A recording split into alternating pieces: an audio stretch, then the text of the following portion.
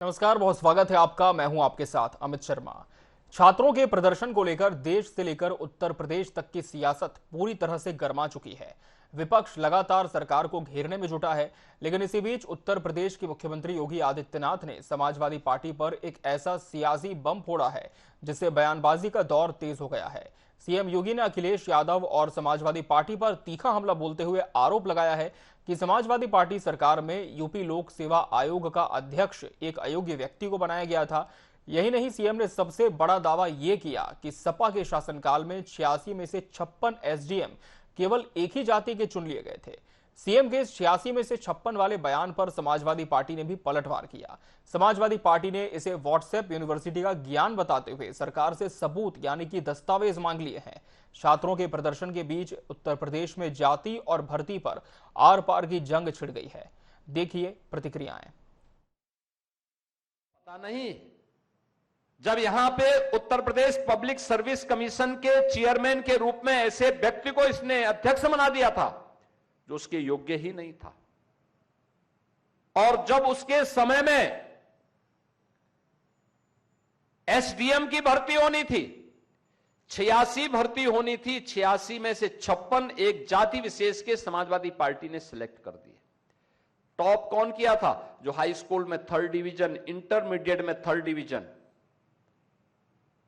वह टॉप कर गया।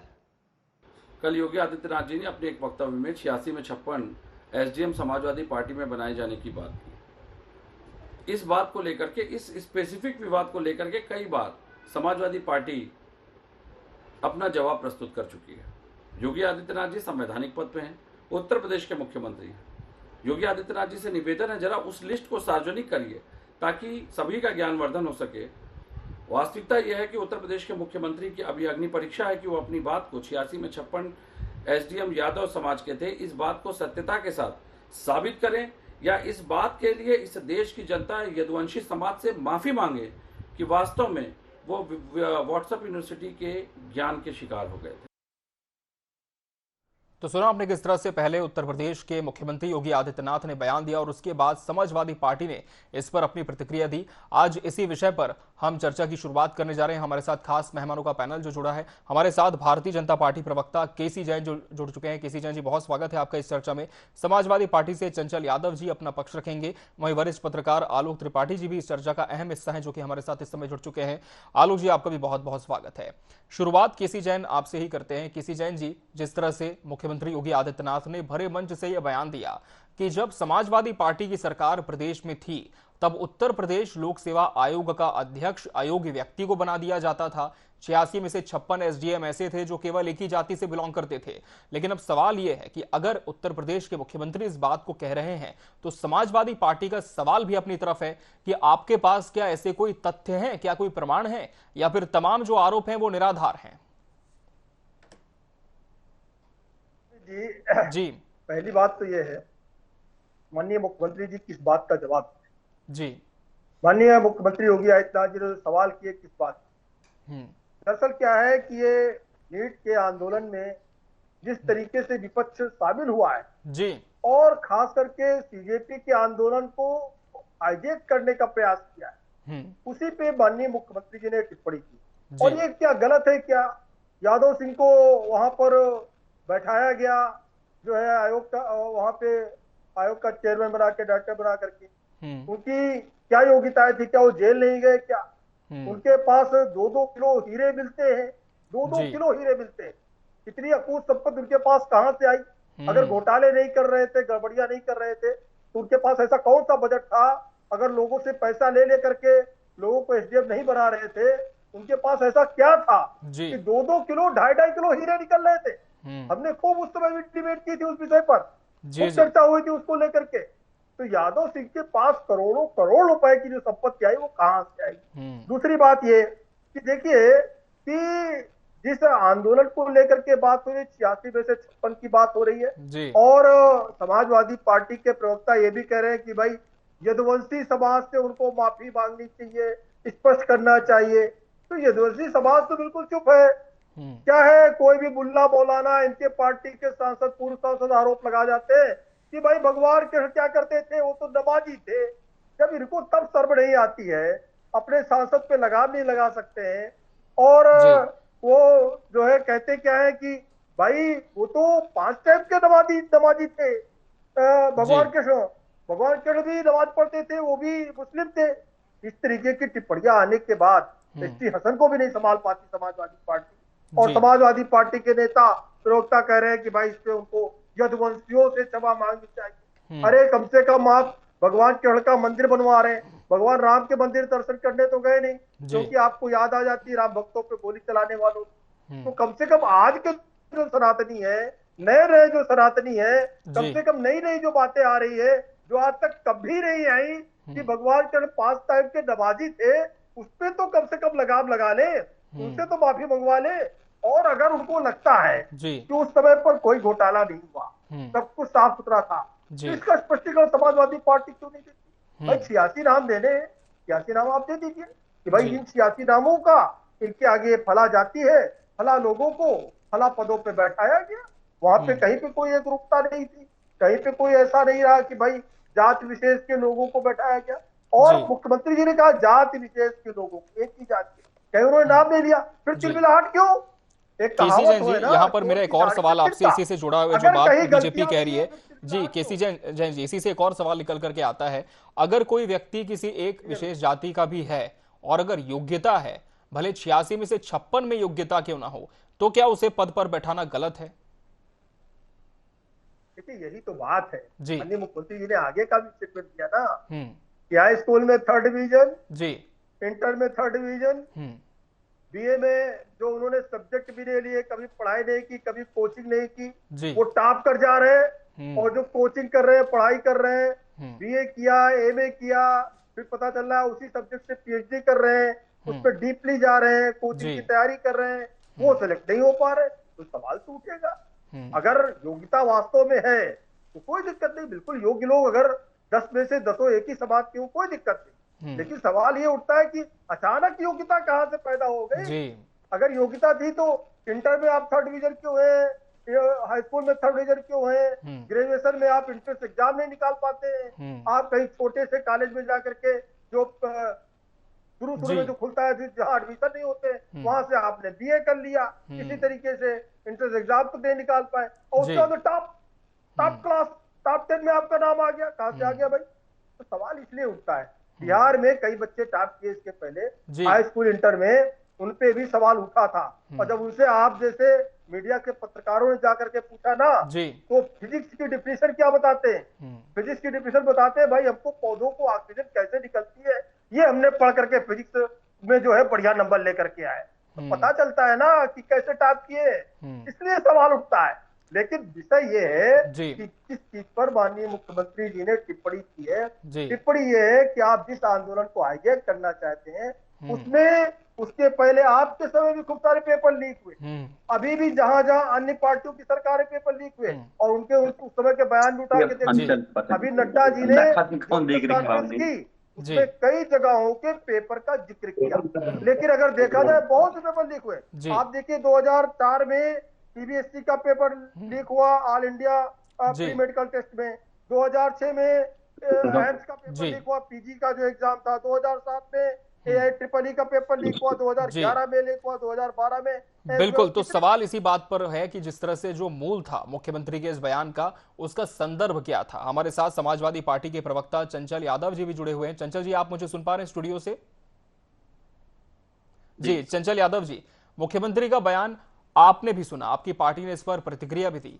सवाल यह है जो बीजेपी कर रही है कि जो योग्यता की बात है वो एकाएक तो उत्पन्न नहीं होती, क्योंकि जिस तरह से कहावत भी है, होनहार बीरबान की हो तो चिकने पात, यानी कि जो योग्य व्यक्ति होता है पहले ही मालूम चल जाता है कितना ये काबिल है। और सवाल इसलिए भी उठ रहा है क्योंकि आप केसी जैन जी जैसे कह रहे हैं कि जब आपकी सरकार थी तब तो बड़े घोटाले हुए, और विपक्ष की जब सरकार केंद्र में थी तब भी पेपर लीक होते थे। तो आज जब ये पेपर लीक हुआ और इस पर सरकार खुद कह रही है कि हम इस पूरे मामले की जांच कराएंगे, आज तो प्रधानमंत्री ने भी कह दिया कि फास्ट ट्रैक में इस मामले की सुनवाई होगी, दोषियों को बख्शा नहीं जाएगा।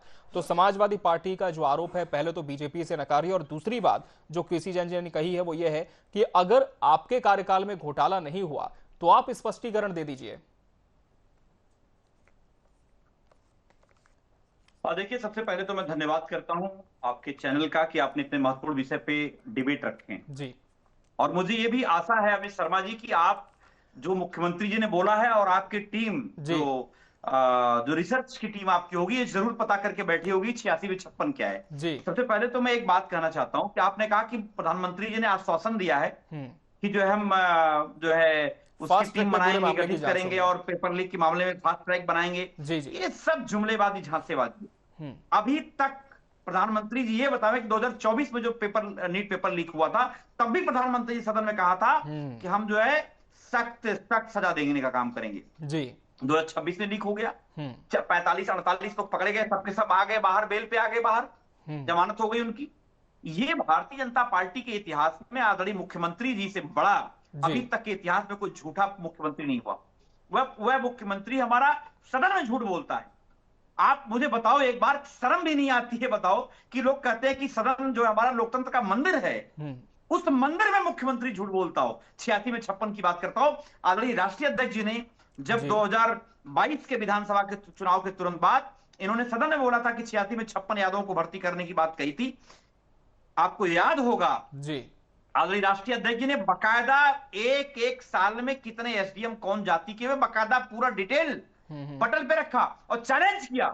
आदरणीय मुख्यमंत्री जी, अगर आपके अंदर नैतिकता हो, सदन के अंदर आप जो है सही बातों को बात रखिए, सही चीजों को लाइए। लेकिन 86 में 56 जो बीजेपी के द्वारा, आरएसएस के द्वारा व्हाट्सएप यूनिवर्सिटी में पिछड़ी जातियों के लोगों को जो भरमाने के लिए, गुमराह करने के लिए, जो हमारी जातियां पिछड़ी हैं, कहार कुहार बढ़ई ठठे धोबी केवट कुरी मल्ला ठठेर, ये सब जातियां पिछड़ी जाति की हैं, इन जातियों को गुमराह करने के लिए भारतीय जनता पार्टी ने, व्हाट्सएप यूनिवर्सिटी ने, आरएसएस ने जो सुबह सुबह झूठ बोलता है, आरएसएस ने पूरे देश में प्रोपेगेंडा फैलाने का काम किया कि एक कह दो कि 86 में 56 यादव है। आप बताओ, जैन पढ़े लिखे आदमी हो, मुझे बताओ 86 एसडीएम की पोस्ट कब आई थी? कभी किसी समय आई है? अरे कम से कम कुछ तो शर्म हया रहनी चाहिए आदमी के अंदर। झूठ बोलते हो टीवी पे बैठकर कितने बड़े चैनल पे, आप सोचो मुख्यमंत्री झूठ बोलता हो। मैं एक बात और कहना चाहता हूं कि इतने बेईमान मक्कार ये लोग हैं। 69,000 शिक्षक भर्ती घोटाला हुआ। सुनिए अमित शर्मा जी, शिक्षक भर्ती घोटाला हुआ, बेईमान मुख्यमंत्री ने पिछड़ी जाति का जो है क्या नाम हक खा गए। आपको याद होगा जितनी भर्तियां हो रही हैं, उन भर्तियों में पिछड़ों का हक खाने वाली सरकार कौन है? योगी आदित्यनाथ की सरकार है। आपने देखा होगा किस तरीके से सेंट्रल गवर्नमेंट जो हमारी विश्वविद्यालय हैं, एनएफएस के माध्यम से, नॉट फाउंड सुटेबल कैंडिडेट के माध्यम से और 13 पॉइंट रोस्टर के माध्यम से, और आपने देखा होगा किस तरीके से बेईमानी हो रही है सरकार में। अभी इनसे अगर पूछा जाए, इन बेईमानों से, ये बताओ 69,000 शिक्षक भर्ती घोटाले में जो बेईमानी की हो, उसको न्याय कब मिलेगा? माननीय सर्वोच्च न्यायालय, माननीय हाई कोर्ट ने लगातार इस बात को कहा, लेकिन तब भी ये जातिवादी मुख्यमंत्री कभी आज तक जो है इस बात को न्याय देने का काम नहीं किया। पूरे हिंदुस्तान का नौजवान आज के समय में आंदोलनरत है। ये केसी त्यागी घर में जाते हो, घर में डांट पड़ती होगी ऐसे नेताओं को। ये बताओ कौन सी पार्टी के नेता हो जो हमारे भाइयों बहनों के ऊपर लाठियां भाजने का काम कर रहे हो सदन में। आप सोचिए जंतर मंतर पे जो वीडियो देख करके, ऐसा कोई इंसान नहीं है अमित भाई जिसके रोंगटे ना खड़े हो गए हो और ये ठहाके मार के हंस रहे हैं जैसे उस दिन प्रधानमंत्री खिखी खिखी करके हंस रहे हैं सदन के अंदर। लोग पूरी दुनिया में देश का मजाक बना के रख दिया इन लोगों ने। मुख्यमंत्री सदन में झूठ बोलता है, प्रधानमंत्री लाल किले के प्राचीर से झूठ बोलता है। इनसे पूछिए, अगर ये झूठे लोग ना होते तो प्रधानमंत्री जी ने कहा था हर साल 2 करोड़ रोजगार देंगे। आप मुझे बताओ जैन साहब, 12 सालों में 24 करोड़ रोजगार कहां दिया आपने? आप मुझे बताओ, आदर्श गांव बनाने की बात कहे थे आपने, स्मार्ट शहर बनाने की बात कहे थे आपने, कहा था कि हम 2022 तक वादों की फेहरिस्त पर तो चर्चा हम लगातार करते ही हैं। मैं जरूर जवाब लूंगा किसी जैन जी आपसे। मैं फिर आपको रुक करूंगा चंचल यादव जी। फिलहाल वरिष्ठ पत्रकार आलोक जी का रुख कर लेंगे। आलोक त्रिपाठी जी, आप इतने सालों से पत्रकारिता कर रहे हैं और उत्तर प्रदेश की सियासत को, यहाँ की प्रशासनिक व्यवस्था को आपने काफी करीब से देखा भी है। ये जो बयान मुख्यमंत्री का आया कि 86 में से 56 एसडीएम एक ही समाज से बना देती थी समाजवादी पार्टी की सरकार, तो कितना प्रायोगिक आपको लगता है? क्योंकि समाजवादी पार्टी तो ये कह रही है कि इनके कार्यकाल में तो कभी इतनी भर्तियां ही नहीं आई, तो फिर ये आरोप किस तरह से हैं? अमित जी, इसके पहले योगी सरकार के ऊपर भी इस तरह के आरोप लगते रहे एक जाति को लेकर के। तो ये कहीं ना कहीं एक आपके पास एक मुद्दा होता है कि आप किसी सरकार के घेरे या सरकार विपक्ष को घेरे। सवाल ये उठता है जो मुझको लगता है कि अगर उन्होंने 56 को किया, आपने क्या किया जी? आप भी तो कर सकते थे। लेकिन आप मुझे कहने में जरा भी संकोच नहीं है कि आपकी सरकार में तो विपक्ष के लोग मजा मार रहे हैं।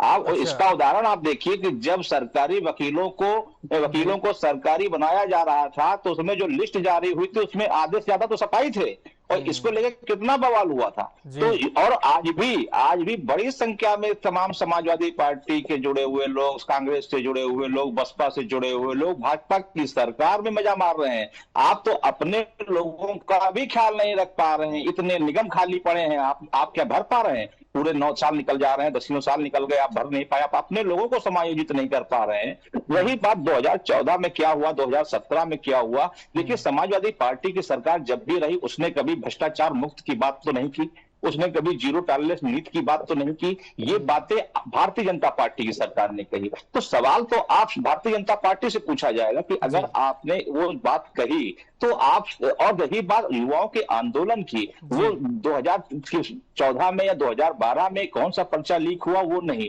लेकिन क्या पर्चा लीक होने से क्या युवाओं के भविष्य से खिलवाड़ अगर समाजवादी पार्टी के लोगों ने किया तो क्या भारतीय जनता पार्टी के लोग भी करेंगे? सवाल तो ये उठता है। तो सवाल युवाओं की जीवन से जुड़ा हुआ है, उनके भविष्य से जुड़ा हुआ है। आप उस पर बात करिए, पिछली सरकारों ने क्या किया। आपको एक लंबा कार्यकाल मिल चुका है, 2 साल, 2 बार आप मुख्यमंत्री हैं, तीसरे बार की आप तैयारी कर रहे हैं सरकार बनाने की। तो मुझे लगता है कि आपको अपनी सरकार की उपलब्धियों को बताना चाहिए, 9 साल 10 साल का, और आने वाले 5 साल में यदि आप सरकार बनाते हैं, मुख्यमंत्री बनते हैं, तो आपकी योजनाएं क्या हैं वो बताएंगे। कि आप ये बताएं कि 10 साल पहले क्या था। 10 साल पहले अगर सब कुछ अच्छा होता तो आपको इतना मौका नहीं देती जनता। तो वो उसकी आप बार बार तुलना क्यों करते हैं उस दल से जिस दल को जनता ने नकार के आपके दल को सरकार में लाए? तो मुझे लगता है कि आप 56 हो या 86 हो, उस पर ध्यान हटा करके आप ये देखिए कि क्या जनता आज आपके क्रियाकलापों से, आपकी योजनाओं से, आपकी जी आलोक जी, चलिए इसे फिर से संपर्क करने की कोशिश करेंगे। केसी जैन जी, आपने जिस तरह से सुना कि आज से 9 साल पहले अगर जनता ने अपना जनादेश दिया, आपका चुनाव किया, तो उम्मीदें अब आपसे हैं। पिछली बातें जो हुई वो तो गुजर गई, लेकिन अब बीजेपी के पास क्या है? किस तरह से युवाओं को अवसर दिए जाएंगे? क्या इस पर भी कोई सरकार का मास्टर प्लान है, या फिर बीजेपी केवल जो पिछली सरकारें थी उन तक, आरोपों तक सीमित है? नहीं, देखिए अमित जी, हम अपना रिपोर्ट कार्ड लेकर के 2022 में जनता के बीच में गए, जनता ने हमको चुना। ठीक है। और जो वास्तव में भ्रष्टाचारी थे, जिन्होंने जेपी सेंटर में घोटाला किया, जिन्होंने रिवरफ्रंट में घोटाला किया, जिनके मंत्री ऐसे दागदार अभी भी जेल में हैं, वो चाहे गायत्री प्रजापति हो, चाहे आजम खान साहब हो, ऐसे मंत्री इन्होंने बना रखे थे कि रेप भी करते थे, खनन घोटाला भी करते थे, क्या क्या करते थे। तो ऐसे जो झूठे बक्कार और बेशरम लोग हैं, उनको हमें नहीं लगता है कि पार्टी को कोई जवाब देने की आवश्यकता है। इनको जनता जवाब देती है और बार बार हर एक चुनाव में जनता इनको जवाब देती है। अब आप ये बताइए कि भाई यादव सिंह को इन्होंने बना दिया जो है, और उसके बाद में क्या हुआ कि यादव सिंह के पास जब उसके ऊपर मुकदमे दर्ज हुए, लोक सेवा आयोग के जो चेयरमैन थे, फिर उनके वहां जो 2.5 किलो हीरा निकला, वो क्यों निकला, कहां से निकला, कितनी उनकी तनख्वाह थी, जो घोटाले नहीं कर रहे थे। और हमारे समाजवादी पार्टी के साथी चंचल भाई कह रहे थे भाई पढ़े लिखे कब 84 जगह निकली। तो ये पढ़े लिखे होकर के क्या करते, उसका दुरुपयोग करते, ये घुमाने का काम, बेवकूफ बनाने का काम करते। केवल जो है एसडीएफ की पोस्ट नहीं निकलती है। अरे बता दो ना, पीसीएस के एग्जाम बता दो जैन साहब, जब यूपी पीसीएस के एग्जाम होते हैं ना, किसमें भर्ती आई 86-56 हुए थे, ये तो बता दो। जो होती है उसको एसडीएफ की रैंक मिलती, उसको एसडीएफ की रैंक मिलती, केवल एसडीएफ की जगह नहीं निकली। लेकिन जो सिलेक्ट हुए 84 एज एसडीएम, उनमें से ज्यादातर जाति विशेष के लोग, जो पत्रकारों की जात पूछ के जवाब देते हो, जो हर बात में जाति ढूंढते हो, जो अपराधियों में जाति ढूंढते हो कि भाई जो है वो विकास दुबे तो ब्राह्मण था इसलिए मार दिया गया, वो बताते क्या है कि भाई ये तो फला जाट था इसलिए मार दिया गया। वो बताते हैं कि भाई अतीक अंसारी के बेटे जिन्होंने 2 पुलिस कर्मियों की सिक्योरिटी गार्ड की हत्या की, साथ ही साथ एक वकील की हत्या की, वो सब कुछ नहीं, वो तो सिर्फ इसलिए मार दिया गया क्योंकि मुसलमान थी, उसने तो बहुत बढ़िया काम किया था। आप पूजा के भाई को मार करके जवाब ले लेते हैं। चंचल यादव जी, आप भी तो यादव समाज से आते हैं, इस समाज का प्रतिनिधित्व करते हैं, क्या इस बात में प्रमाणिकता है कि वाकई समाज के आधार पर भेदभाव उत्तर प्रदेश में होता था? बड़ा हास्यास्पद लगता है दोस्त। और आपने कहा कि यादव समाज का प्रतिनिधित्व, हम समाजवादी लोग समाजवादी व्यवस्था का प्रतिनिधित्व करते हैं जी, सबको बराबर समझते हैं, जाति नहीं, कोई जातिगत हमारे मन में भेदभाव नहीं रहता है। अगर आपको बताएं अमित भाई, अगर आप मेरे बारे में जानना चाहोगे तो मैं लोहिया विज्ञान संस्थान पीजीआई जीएमसी में हर जाति हर समाज के लोग इलाज कराता हूं। जैन साहब भी जानते हैं। मैं एक बात कहना चाहता हूं, जो उन्होंने सवाल पूछा है, आप बताओ जिस देश में पिछले 10 सालों में 1 लाख से ज्यादा स्कूल बंद हो गए हो, जिस प्रदेश का 27,000 प्राइमरी स्कूल बंद कर दिया गया हो, जिस देश में 98,000 स्कूल ऐसे हैं जहां पर बालिकाओं के लिए शौचालय न हो, 1,20,000 स्कूल हमारे पूरे देश में ऐसे हैं जहां पर बिजली की व्यवस्था नहीं है, और ये विश्व गुरु बनने चले पड़े हैं लोग। आप बताओ, ये विश्वविद्यालय जो बना हुआ है उसके ऊपर बुलडोजर चलाने जा रहे हैं। अगर ये पढ़ा लिखा मुख्यमंत्री कोई अगर होता तो शायद ऐसा नहीं करता। मैं तो मुझे सच में आज हम लोग कई लोग इस बात को सवाल करते हैं। मैं एक बात बड़ी ईमानदारी से कहना चाहता हूं, जिस देश का प्रधानमंत्री पकौड़ा तलने को रोजगार मानता हो, कितनी शर्मनाक बात आप मुझे बताओ, पकौड़ा तलने को रोजगार मानता हो, देश में शिक्षा व्यवस्था की क्या हाल होगी? और उस देश के स्कूल बंद होने ही होने हैं। मैं बता दूं, पूरे हिंदुस्तान का गुजरात सबसे पहला राज्य है जहां सबसे ज्यादा स्कूल बंद किए गए। दूसरा उत्तर प्रदेश है। बड़े मियां छोटे मियां, सुभान अल्लाह, हमारे आदरणीय मुख्यमंत्री जी भी स्कूल बंद करने में सबसे आगे रहते हैं। अभी ये बात कर रहे थे माफियाओं की। अब आपको देखा होगा आपने, इनके मुख्यमंत्री के 2 सजातीय माफिया अपने पर्सनल इंटरव्यू में कहते हैं कि फलाने ने फला व्यक्ति की स्कूटर छीन करके उनकी हत्या कर दी, फलाने ने फला व्यक्ति को गोली मार दी, फलाने फला को मार दी। बाकायदा इंटरव्यू है इन लोगों के। और वो दोनों माफिया मुख्यमंत्री की सजाती, दोनों खुलेआम घूम रहे हैं, किसी के खिलाफ कोई कार्रवाई करने की हिम्मत नहीं है। मुख्यमंत्री स्वतः संज्ञान नहीं ले सकते हैं। एक बात मैं और कहना चाहता हूं, अभी माननीय हाई कोर्ट ने 19 अपराधियों की लिस्ट जारी करते हुए कहा कि इन अपराधियों के पास कितने लाइसेंस हैं, इनकी तहकीकात की जाए, इनके लाइसेंस के बारे में जांच की जाए। उस 19 अपराधियों में से 17 मुख्यमंत्री के स्वजातीय हैं। अब ये जैन साहब जो बैठे हैं, अभी मुख्यमंत्री के स्वजाती माफियाओं का नाम ले लेंगे, अगले दिन इनको कान पकड़ के भगा देगी बीजेपी, प्रवक्ता पद से हटा देगी। मैं जानता हूं इस बात को। और ये बात कर रहे, लंबी लंबी बातें कर रहे हैं, ये भ्रष्टाचार की बात कर रहे थे। अभी इनसे पूछिए कि आज के समय में जो पूरे हिंदुस्तान का जो सबसे बड़ा भ्रष्टाचारी है वो कौन सी पार्टी में चला गया? बीजेपी में चला गया। अजीत पवार का नाम लेते थे, वो तो नहीं रहे, उनका नाम नहीं लेना चाहता। उत्तर प्रदेश में फिलहाल 86 पर 56 में घमासान मचा हुआ है और देखना होगा कि आगे कब जाकर इस पर राजनीति थमती है। बहरहाल समय हमारे पास इतना ही था। इस चर्चा के लिए आप सभी मेहमानों का बहुत बहुत शुक्रिया, हमसे इसमें जुड़कर इसका सार्थक हिस्सा बनने के लिए। इसी के साथ इस कार्यक्रम में इतना ही। मुझे और पूरी टीम को दीजिए इजाजत। नमस्कार।